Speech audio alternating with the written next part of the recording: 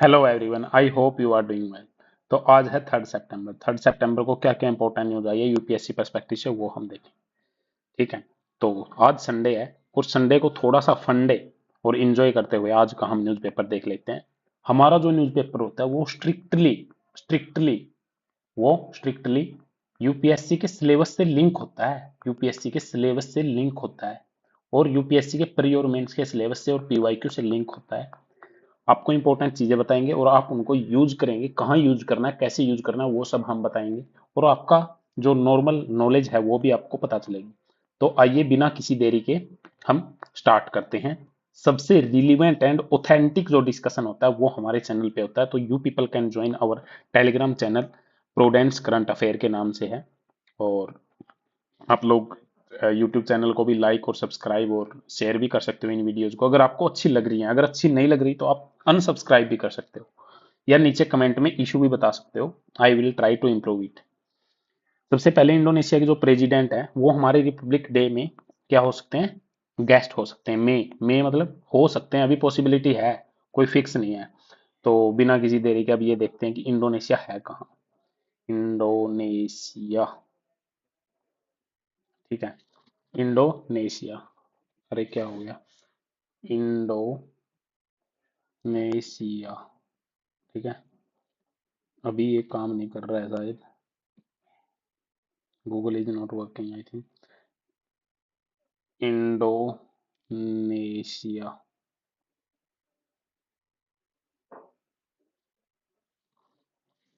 Indonesia जो country है वो कहाँ है, वो एशिया की ही काफी सुंदर और प्यारी कंट्री है। क्या है? काफी प्यारी कंट्री है जो कि एशिया की है। ठीक। तो इंडोनेशिया को मैप में देख लेते हैं। इंडोनेशिया को मैप में देख लेते हैं कहाँ है। तो ये देखिए, इंडोनेशिया और मलेशिया में बहुत लोग कंफ्यूज होते हैं। ये जो रेड रेड कलर में है ना, जितना भी, वो सारा इंडोनेशिया के अंडर में आता है। ठीक है। इधर वाला पोपो न्यू गिनिया वाला, वेस्टर्न वाला। ठीक है। और ये इंडोनेशिया है सारा। तैमोर लिस्ते, ये तैमोर सी है। ध्यान से देख लेना, तैमोर सी पूछ सकता है कहाँ है। ठीक है। उसके बाद जकार्ता। ठीक है। ये सारा। ठीक है। उसके बाद जो सिंगापुर है, सिंगापुर देखना, ये इंडोनेशिया के बिल्कुल पास में। सिंगापुर एक छोटी सी कंट्री है, मलेशिया के बिल्कुल मतलब यहाँ पे है। ठीक है। तो ये इंडोनेशिया है और इसके ऊपर मलेशिया है। मलेशिया की कैपिटल कुआला लुम्पुर। इसने अभी किया ये। ठीक है। कुआला लुम्पुर। ठीक है। एक नुसानतारा इनका वो है, एक जगह और है।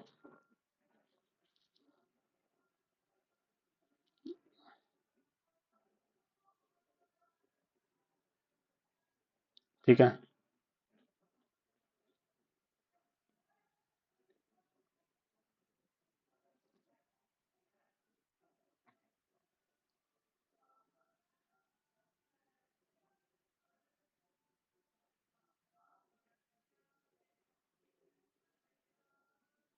नुसानतारा कहाँ है, इंडोनेशिया में। इंडोनेशिया की कैपिटल पहले क्या होती थी, जकार्ता।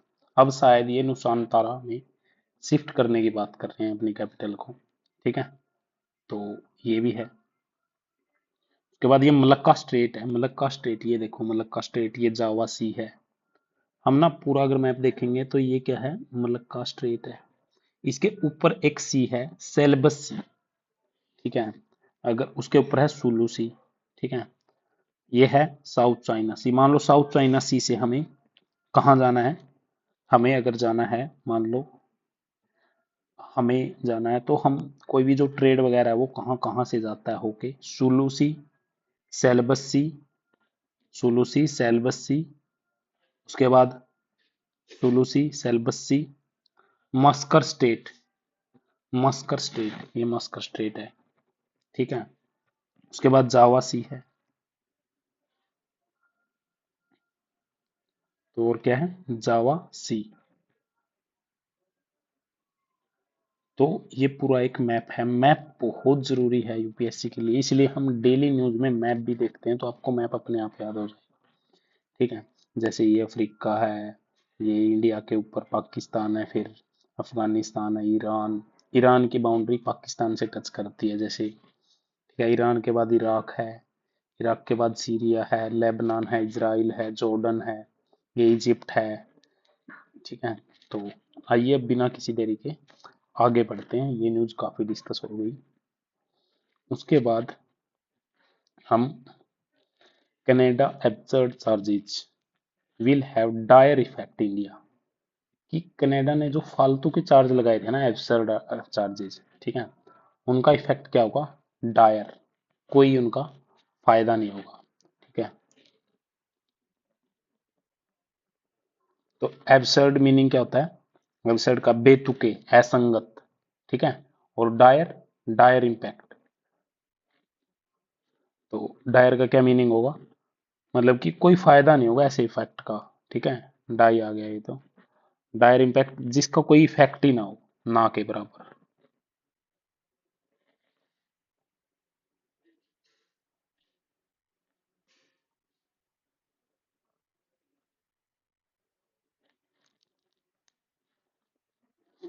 मतलब कि जो वो चार्जेज लगा रहे हैं उनका इम्पैक्ट कनाडा पे ही ज्यादा होगा और इतना भयानक होगा कि इंडिया इसका रिस्पॉन्सिबल होगा, इसका इतना अच्छे से जवाब देगा, ठीक है।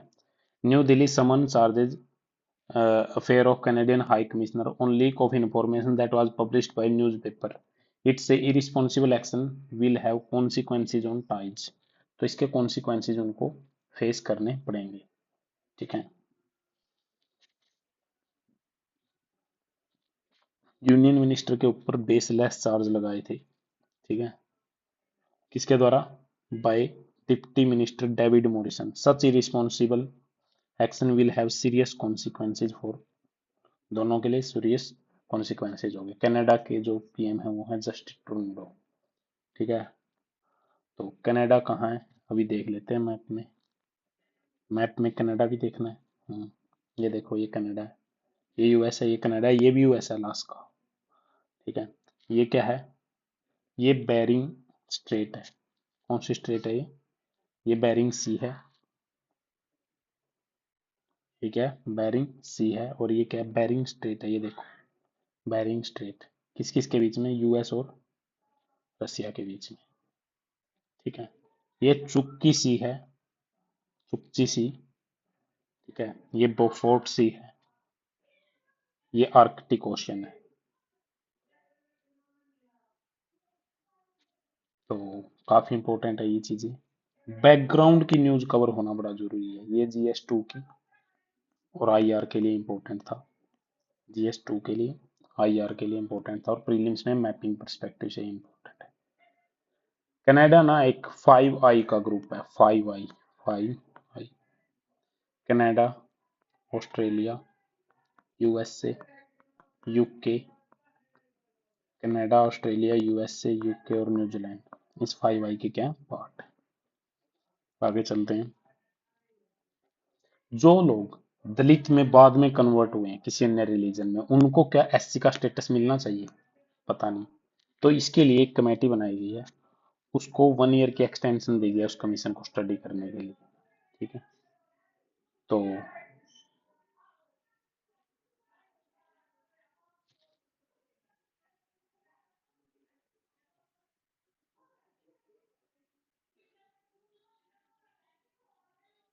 नेक्स्ट आ गया, LET commander, 2 more militant killed in twin army operation in Kashmir. Kashmir में काफी इंटरनल सिक्योरिटी के लिए काफी चीजें हैं, कश्मीर का इशू है, ठीक है। लश्कर ए तैयबा कमांडर, ठीक है, इनकी डेथ हो गई है। तो इसको आप लिंक कर सकते हो कश्मीर के इशू को इंटरनल सिक्योरिटी से। शेड्यूल्ड कास्ट कौन से आर्टिकल में है, 338, ठीक है। शेड्यूल्ड कास्ट, शेड्यूल्ड ट्राइब, और 330, 332, इन दोनों में क्या है, लोकसभा में रिजर्वेशन है 330 में SC ST के लिए, और 332 में स्टेट लेजिस्लेटिव असेंबली में रिजर्वेशन। शेड्यूल्ड जो क्लास है उसके लिए कमीशन क्या है, national commission for scheduled caste, ठीक है। ये पहले एक ही था, फिर 2004 में अलग हो गया है, NCSC, NCST। 89th अमेंडमेंट 2003 के अकॉर्डिंग ये अलग अलग हो गया। इसमें भी 5 मेंबर होते हैं, इसमें 5 मेंबर होते हैं। तो उसके बाद आगे चलते हैं। 4 एलिफेंट की डेथ हो गई थी 29 अक्टूबर को। 4 other died on October 30, 2 on 31, यानी कि 4 + 4 + 2, 10 अक्टूबर, 10 एलिफेंट आई हो गए थे। कोई छोटी चीज नहीं, एलिफेंट एक एंडेंजर स्पीसीज का इसमें स्टेटस दिया गया इनको। तो इसके ऊपर एक कमेटी बनाई गई। कमेटी ने प्रीलिमिनरी रिपोर्ट में बोला है कि उन्होंने ना कोडो मिलेट्स खा लिया था, इस वजह से उनकी डेथ हुई। लेकिन इसके ऊपर जो सीएम है वो इससे काफी नाराज है, तो इसके ऊपर जांच चल रही है। सुप्रीम कोर्ट ने न्यू गाइडलाइन इशू किया एलिमिनेट करने के लिए चाइल्ड मैरिज को राजस्थान में इन 6 ईयर। अभी क्या चल रहा है 2030 तक क्या करना है, चाइल्ड मैरिज को इलिमिनेट करना है। अच्छा, सुप्रीम कोर्ट की गाइडलाइन है, किसकी, सुप्रीम कोर्ट की। सुप्रीम कोर्ट ने गाइडलाइन और इशू की थी, विशाखा गाइडलाइन। विशाखा गाइडलाइन किसकी थी, फीमेल हरासमेंट नहीं होनी चाहिए, उसी के लिए एक्ट भी आया था, prevention of female from sexual harassment, तो ये एक्ट आया था। ऐसे ही चाइल्ड मैरिज से कैसे फीमेल को प्रोटेक्ट करना है 2030 तक, ये एलिमिनेशन होना चाहिए। तो ये काफी इंपॉर्टेंट है, आंसर में आप इसको यूज करना, चाइल्ड मैरिज को, जहां भी GS2 में, सोशल जस्टिस में, और इस केस का भी आप यूज कर सकते हो। 25.4% वोमेन जिसकी एज 20 से 24 साल है राजस्थान में, ठीक है, एज बिटवीन 20 राजस्थान और मैरिड बिफोर, वो 18 साल से पहले ही शादी कर दी जाती है उनकी। 25.4% शादी, चाइल्ड मैरिज, कितनी ये, इट मीन्स हम इंडिपेंडेंट तो हमें मिल गई, लेकिन इंडिपेंडेंस के बाद हम उसको सर्वाइव अच्छे से हम उसको यूटिलाइज नहीं कर पा रहे इंडिपेंडेंस को। जो पुरानी चीजें थी जैसे चाइल्ड मैरिज, इसके अगेंस्ट किसने किया था काम, ईश्वर चंद्र विद्यासागर, ईश्वर चंद्र विद्यासागर, ठीक है, चाइल्ड मैरिज के लिए, ठीक है। तो चाइल्ड मैरिज का एक्ट भी लेके आए थे वो, कब, चाइल्ड मैरिज के काफी एक्ट आए थे, शारदा एक्ट भी आया था, एक शारदा एक्ट, ठीक है। और विडो रीमैरिज के लिए भी, विडो रीमैरिज के लिए भी ईश्वर चंद्र विद्यासागर ने काम किया था। चाइल्ड मैरिज के लिए भी काम किया था कि चाइल्ड मैरिज को रोकने के लिए, ठीक है, शारदा एक्ट आया था एक, तो ये काफी इंपॉर्टेंट है। शारदा एक्ट में ना 14 और 18 एज थी, बॉयज की 18, मेल की 14। तो ये मॉडर्न हिस्ट्री का मैंने साथ में ही बता दिया आप लोगों को। उसके बाद अगर लो एनरोलमेंट हो रहा है स्कूल में तो उसको मर्ज कर सकते हैं, ये हाई कोर्ट ने बोला है। तो उसके बाद क्या है,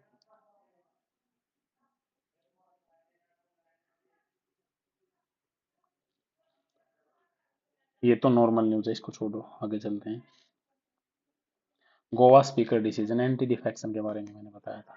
anti defection law 10th schedule add किया गया, 52nd अमेंडमेंट 1985, ठीक है।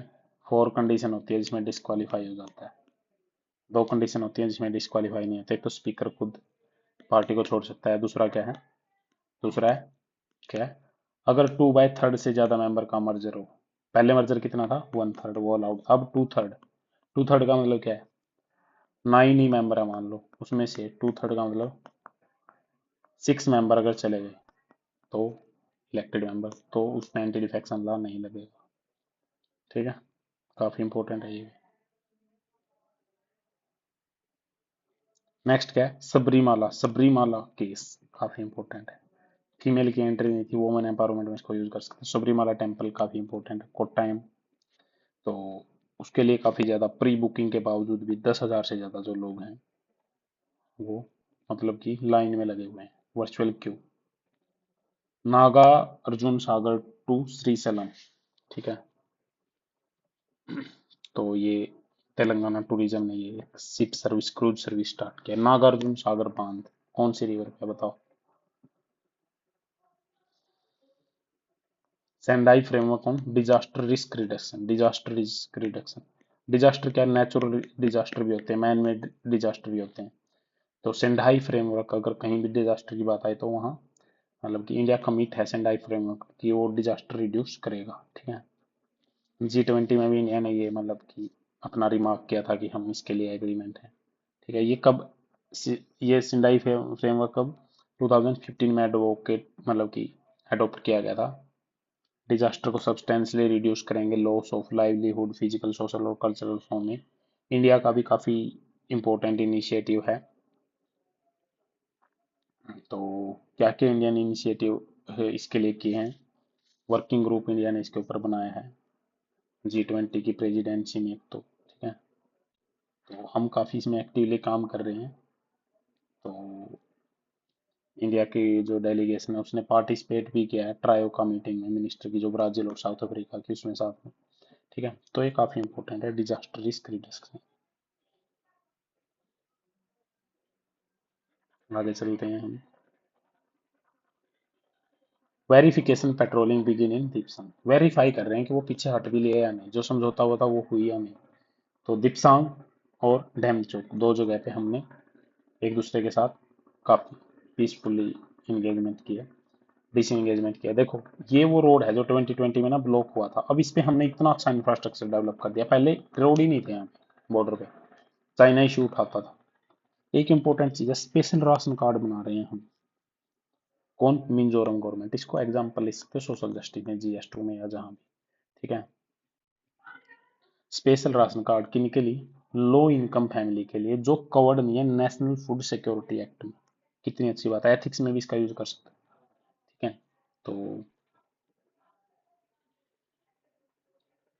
स्पेशल जो राशन कार्ड वो बनेंगे रेड कलर के होंगे, किस कलर के, रेड कलर। ठीक है, 2500 यानी 2500 फैमिली इससे फायदा उठाएंगे जो इसमें नहीं है। मिजोरम में 3 टाइप के राशन कार्ड हैं। ठीक है, only white card are not covered and moreover yellow card. ठीक है, बस ये इंपॉर्टेंट चीज है बस। अंत्योदय अन्न योजना, ये भी इंपॉर्टेंट है। ये सारे ना एग्जाम्पल लिखने ही होते हैं आप जब आंसर लिख रहे हो तो। ठीक है, new scheme by CMR seek to foster novel idea to develop health sector, health sector को कैसे डेवलप किया जाए। ठीक है, उससे एक नई हेल्थ टेक्नोलॉजी को कैसे इंप्रूव करेंगे। ठीक है, ये नई नई स्कीम क्या है वो हम लॉन्च कर रहे हैं, बस ये यही है।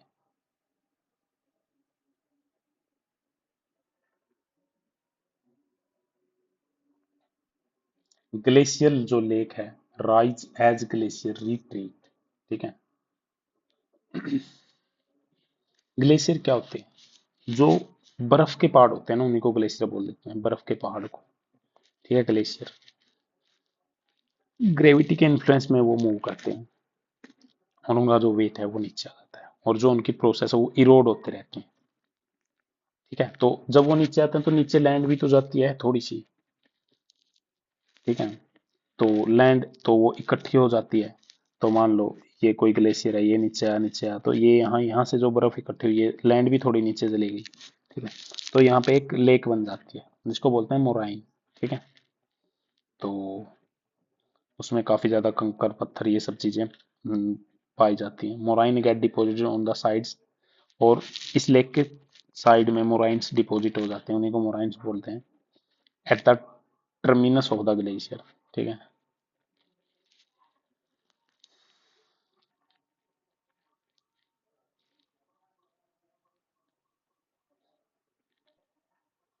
तो ये इंपॉर्टेंट न्यूज है ग्लेशियर से रिलेटेड। आगे बोलते हैं कि हीट वेव को टैकल करने के लिए तमिलनाडु ने एक बड़ा अच्छा तरीका अपनाया है। इसको GS1 में यूज करो, ज्योग्राफी में जहां भी आंसर लिख रहे हो कि इसे यूज करो, मैं कहाँ यूज करूँ, ज्योग्राफी से रिलेटेड, डिजास्टर से रिलेटेड जहां भी यूज करो। हीट वेव को उन्होंने एक स्पेशल डिजास्टर की कैटेगरी में डिक्लेयर कर दिया कि हीट वेव एक स्टेट स्पेसिफिक डिजास्टर है। इससे लोगों को हीट वेव से क्या मिलेगी, रिलीफ मिलेगी। कुछ लोग हीट वेव की वजह से मर जाते हैं तो उन लोगों को फायदा होगा, उनकी हेल्प होगी। स्टेट डिजास्टर रिस्पॉन्स फंड ऐसे होते हैं, national disaster response fund, state disaster response fund, district disaster response fund. इसके हेड PM, इसके CM, और इसके जिसकी आप तैयारी कर रहे हो DM। ठीक है, हीट जो वेव है ना आज के टाइम पे, हीट वेव बड़ी ही मतलब कि क्या अब क्राइसिस है। देखो, WMO वर्ल्ड मेट्रोलॉजिकल ऑर्गेनाइजेशन 2023 को सबसे हॉटेस्ट ईयर बताया था, जिस वजह से जो फ्रीक्वेंसी ऑफ हीट है, बार बार हीट वेव आने लगी। ठीक है, क्योंकि एंथ्रोपोजेनिक क्लाइमेट चेंज हो रहा है। एंथ्रोपोजेनिक मतलब मनुष्य की वजह से। ठीक है, सिक्स्थ असेसमेंट रिपोर्ट किसकी? IPCC, inter government panel on climate change की। उसने कहा है कि बार बार हीट वेव मनुष्य की वजह से आ रहे हैं, जो मानव हम लोग हैं, ह्यूमन, हम लोग जो एक्टिविटी कर रहे हैं। तो हम बहुत सारा जो हीट वेव का इम्पैक्ट है उसको फील कर रहे हैं, फेस कर रहे हैं। ठीक है, इन्वायरमेंटल इंटरनेशनल एक जर्नल है जिसका टाइटल क्या था, impact of heat wave on all cause mortality in India. Answer लिखो तो ये टाइटल लिख दो ना, अपने नोट्स में इसको लिख लो, GS3 में। एक मल्टी स्टडी की गई, उसके उत्तर कौन थे? ज्योरेन डे बोन। इंडिया की जो हीट वेव है, इंक्रीज फ्रीक्वेंसी उसकी बढ़ गई है लास्ट डिकेड। इंडिया ने मई 1998 में एक्सपीरियंस की थी काफी ज्यादा हीट वेव 2 वीक के पीरियड में, जो कि पिछले 50 साल में सबसे वर्स्ट केस था। समर 99 में इंडिया ने और ज्यादा हीट वेव फेस की, जिसमें मैक्सिमम टेम्परेचर 40 डिग्री था या ज्यादा था। Another heat wave in 2023 was estimated to be caused more than 3000 death. Andhra Pradesh में 3000 से ज्यादा डेथ हो, पेपर में लिखा है। अहमदाबाद में फिर एक हीट वेव आई, उससे इतनी डेथ होगी। तो ये सारी चीजें इसमें बताई गई। सीवियर और लॉन्ग हीट वेव समर 24 में भी आई। मई 24 का भी वर्स्ट था। चूरू राजस्थान में जो टेम्परेचर है वो 50.5 डिग्री पहुंच चुका था, जो कि हाईएस्ट टेम्परेचर है एक ईयर में इंडिया में, जिसमें 219 डेथ हो गई।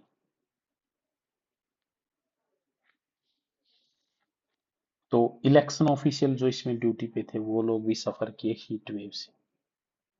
डिफाइन कैसे करते हैं हीट वेव को? हीट वेव को डिफाइन IMD ने किया है, कुछ कंडीशन है। A heat wave need not to be considered till maximum temperature of station reach at least 40 degree Celsius for plain. अगर प्लेन एरिया जहां लोग रहते हैं मैक्सिमम, वहां टेम्परेचर 40 डिग्री या इससे ज्यादा पहुंच जाए, 40 डिग्री से ज्यादा पहुंच जाए, तो वो हीट वेव मानी जाएगी। और अगर 30 डिग्री से कम हो, ठीक है, मतलब सॉरी, अगर 30 डिग्री से ज्यादा पहुंच जाए माउंटेन वाले एरिया में, जैसे हिमालय वगैरह में, तो वहां भी हीट वेव मानी जाएगी। तो फोकस्ड अटेंशन की जरूरत है हमें। तमिलनाडु में जो टेम्परेचर है 40 डिग्री से ज्यादा पहुंच गया। तो ये सारी चीजें, साउथ एशिया में कोई पेपर रिलीज हुआ, उसने ये सारी चीजें देखी, तो इस सब पे क्या किया, तमिलनाडु गवर्नमेंट ने एक्शन लिया, जो कि काफी अच्छा है। हीट वेव हेल्थ को कैसे इम्पैक्ट करती है? काफी डेलिटेरियस इम्पैक्ट होता है हीट वेव का। ठीक है, डेली मोर्टेलिटी पे, मोर्टेलिटी रिस्क बढ़ता है, डेथ रेट बढ़ती है। तो उसके बाद क्या है, morbidity, mortality, direct effect, extreme heat, spectrum of heat related issues, heat exhaustion, heat stroke. तो चैलेंजिंग है लोगों के लिए। इनडायरेक्ट इम्पैक्ट अलग से होता है, साइकोलॉजिकल सिस्टम पे इम्पैक्ट होता है। ठीक है, तो ये सारी मतलब कि सेरेब्रोवास्कुलर डिफेक्ट्स, कार्डियोवास्कुलर डिफेक्ट, तो ये सारे इम्पैक्ट है जिसकी वजह से काफी ज्यादा इम्पैक्ट होता है चिल्ड्रन पे, सीनियर सिटीजन पे, इन पे तो काफी ज्यादा होता है। WHO के अकॉर्डिंग हीट रिलेटेड मोर्टेलिटी जो 65 से लोगों की है, ठीक है, 85% बढ़ चुकी है 2000 से लेकर 2017 तक। तो ये भी इंपॉर्टेंट है। एक होता है वेट बल्ब टेम्परेचर। देखो जो ये कीवर्ड है ना, प्रीलिम्स में तो इसके ऊपर आएगा question, what do you mean by the term wet bulb temperature. और मेंस में ये कीवर्ड, यही कीवर्ड आपको आंसर में यूज करना है GS3 में, जहां भी हीट वेव की या डिजास्टर की बात हो। वो आपकी आर्ट पे डिपेंड है, आप कहाँ किस चीज को यूज करते हैं। ये क्या होता है, wet bulb temperature lowest temperature होता है जिसमें सरफेस है जो बॉडी की खुद को, जैसे पसीना निकाल के बॉडी को ठंडा कर देती है अपनी बॉडी खुद, कहीं गर्मी पड़ रही है तो एक लोवेस्ट टेम्परेचर, जब भी जो भी टेम्परेचर होगा उसके बाद पसीना निकल जाएगा और हम थोड़ा सा एक रिलैक्स फील करेंगे। उसी लोवेस्ट टेम्परेचर को क्या बोलते हैं हम, वेट बल्ब टेम्परेचर।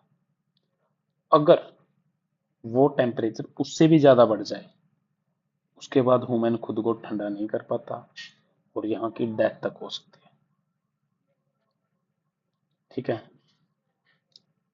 डिग्री के लिए नहीं but also immediate humidity, understand how much evaporation can occur. ये टेम्परेचर सिर्फ डिग्री डिग्री नहीं मेजर करता, बट इवेपोरेशन भी कितनी हो सकती है। ठीक है, स्वीटनेस पसीना कितना नहीं, तो इंडिया के लिए काफी सिग्निफिकेंट है।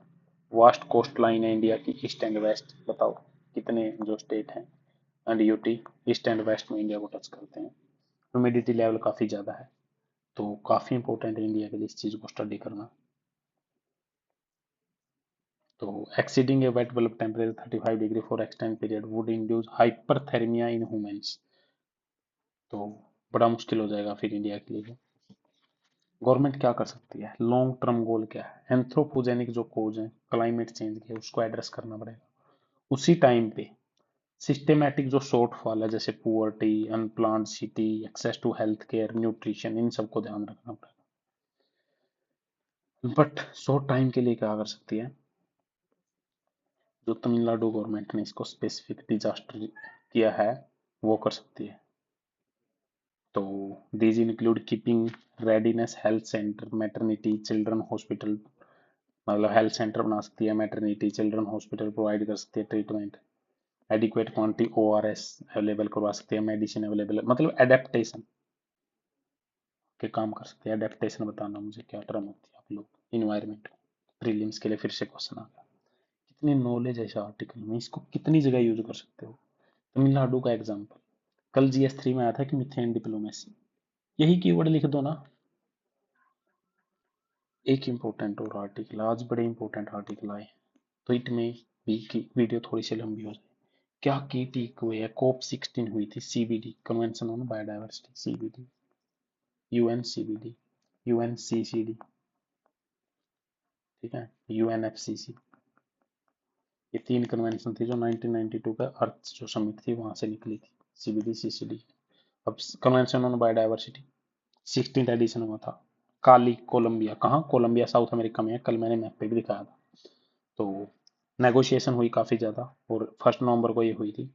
अलग अलग कंट्री के जो आए उन्होंने कंक्लूजन निकालने, रिप्रेजेंटेटिव ने कंक्लूजन निकालने की कोशिश की। कन्वेंशन क्या बोलती है, 22 में मीटिंग हुई थी मॉन्ट्रियल कनाडा में। ठीक है, कंट्री एग्री हुई थी कि वो 30% लैंड को प्रोटेक्ट करेगी और वाटर को, कब तक, 2030 तक। इसको बोलते थे 30x30 स्ट्रेटेजी या एग्रीमेंट। ठीक है, इसको बोलते हैं 30x30 agreement at a time one less than 70% of land 10% of the marine area was protected. तो जो मैराइन एरिया वो 10% प्रोटेक्टेड था और जो लैंड है वो वो मतलब कि क्या था, लैंड 17% से भी कम प्रोटेक्टेड थी। 2022 में क्या हुआ, coming Montreal global biodiversity framework, KMGBF इसको फॉर्मली बोला जाता था, उसने 23 एक्शन ओरिएंटेड ग्लोबल टारगेट बनाए जो कि अर्जेंट थे, जिनको 2030 तक क्या करना था, कंप्लीट करना था। पहले क्या थे, HE बायोडाइवर्सिटी, HE टारगेट थे, HE वाले टारगेट खत्म हो गए, फिर कमिंग बायोडाइवर्सिटी टारगेट ले गए 2030 तक। तो उनको इमीडिएटली स्टार्ट करना था और कंप्लीट करना था 2030 तक, ये टारगेट थे। 30-30 गोल के अलावा target including reduce the invasive alien species को कम करना था, क्योंकि एलियन स्पीसीज क्या करती हैं, जो बायोडाइवर्सिटी है उसको कम कर देती हैं। तो इसको भी 50% तक कम करना था और मिनिमाइज करना था उसके इम्पैक्ट को, 50% तक उन स्पीसीज को कम करना था। कब तक, टाइम लाइन क्या थी, 2030 तक। प्रीलिम्स के लिए बड़ा इंपॉर्टेंट है, बहुत इंपॉर्टेंट है।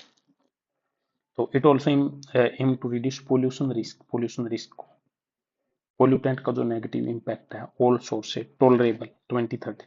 मैकेनिज्म सेटअप करना था, benefit sharing, use of digital sequence information on genetic resources, genetic sources, traditional knowledge, integrating biodiversity into policy regulation planning development process. एक ही एम क्या था कॉप 26 का, एग्री करना मैकेनिज्म पे, किस पे, mechanism to implement these target as well as discuss way to organise funding. ये टारगेट तो बना दिए हमने इतने सारे, 23 तो वो बना दिए, कमिंग माई के एम जी, और 30-30 स्ट्रेटजी भी है, उसके लिए पैसे कहाँ से आएंगे, उसके ऊपर एग्री कैसे होंगे। तो $200 बिलियन रिक्वायर होंगे एनुअली इनको टारगेट को अचीव करने के लिए, ठीक है।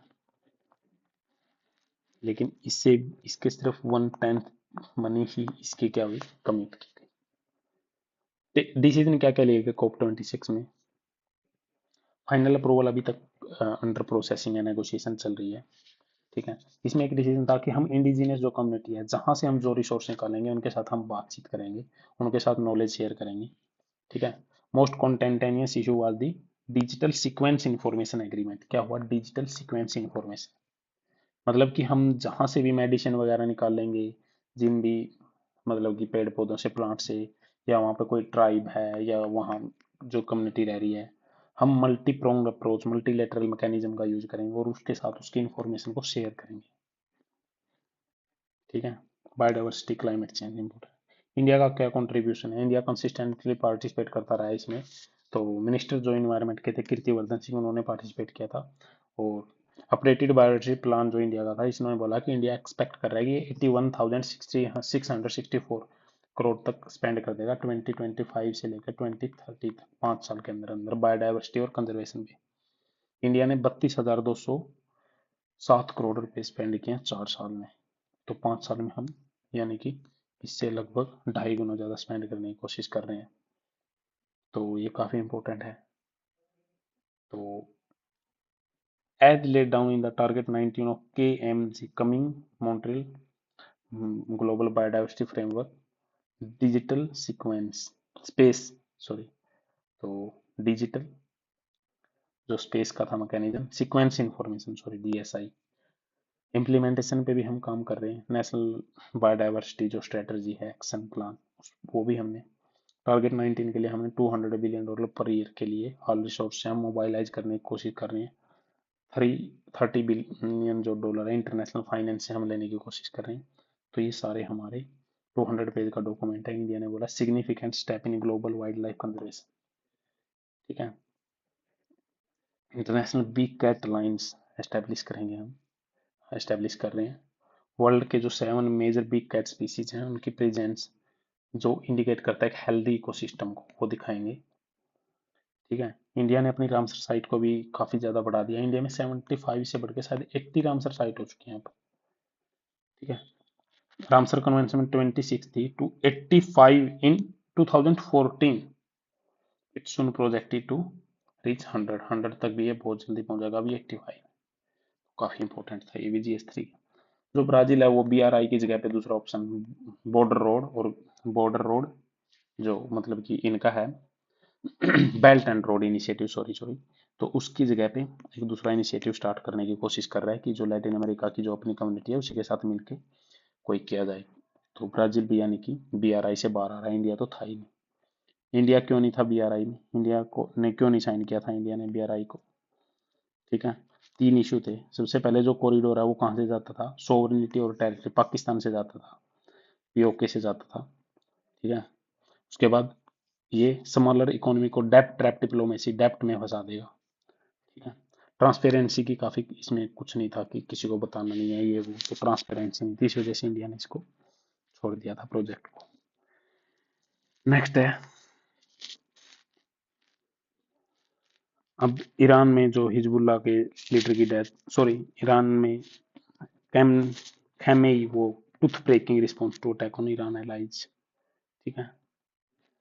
तो रिवॉल्यूशनरी गार्ड के स्पोक पर्सन ने कह रहा ईरान है वो रिस्पॉन्स करेगा जो इजराइल अटैक कर रहा है। ईरान और इजराइल की आपस में चल रही है। स्विंग स्टेट बताना मुझे क्या होता है आप लोग। UN submit approve fund to share profit on genetic data, ठीक है। तो ये सारे आज के इंपॉर्टेंट न्यूज थे। ये सारा ना, ये मैप किसका है, बॉर्डर का है। इंडिया चाइना इंफ्रास्ट्रक्चर कितना अच्छा डेवलप हो गया है, T90 टैंक है ये, ठीक है। तो ये क्या है, डारबुक स्टार्टिंग पॉइंट, डारबुक श्योक दौलत बैग ओल्डी रोड। तो काफ़ी इंपॉर्टेंट है ये मैपिंग परस्पेक्टिव से। तो इस तरह से हमने आज इंपॉर्टेंट न्यूज डिस्कस की, क्या क्या इंपॉर्टेंट आया। आई होप आप लोगों को अच्छा लगा होगा। तो आप लोग चैनल को सब्सक्राइब कर सकते हैं, वीडियो को लाइक कर सकते हैं और टेलीग्राम चैनल को ज्वाइन कर सकते हैं। Thank you guys, thanks a lot.